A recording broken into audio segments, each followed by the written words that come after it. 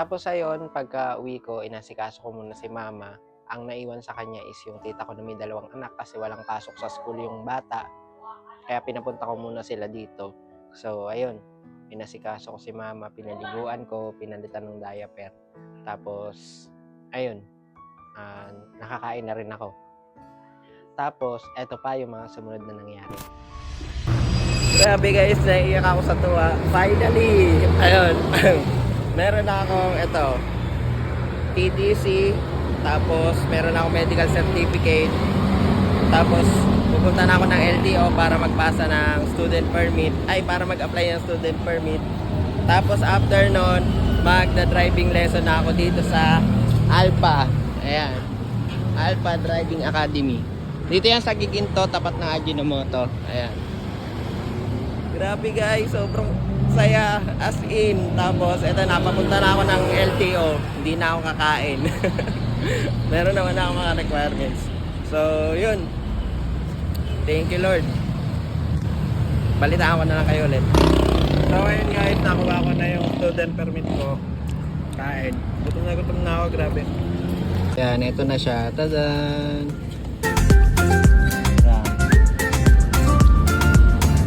Ayos. Worth it yung pagod, init, nakagutom. So ayun, finally nakuha ko din yung student permit ko and magpo-proceed na ako sa driving lesson sa mga susunod na linggo. Kaya naman, thank you Lord kasi matutuloy na.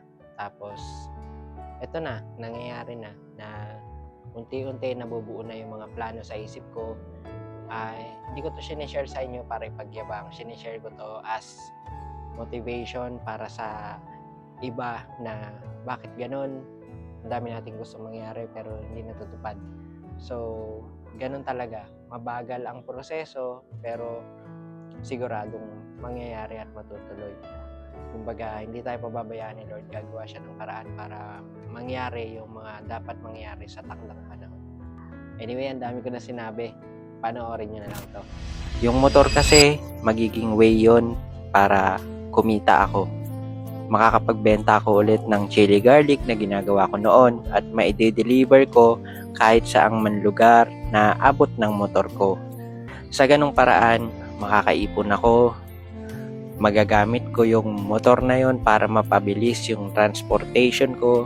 Hindi ako mata-traffic. At hindi magiging malaki yung pamasahe ko kung sakaling magko-commute lang ako.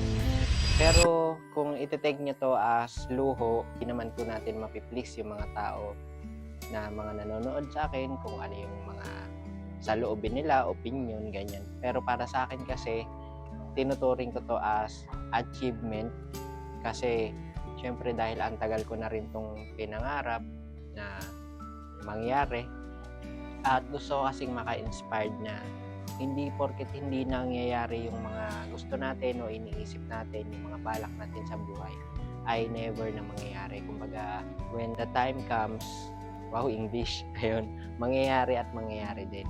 So, ayun, maraming salamat sa mga suporta nyo and sana ay maging masaya lang tayo palagi. Yung tipong no hate, just love. Ayun. Ayun. So hanggang dito na lang muna ulit. Maraming salamat. Bye-bye.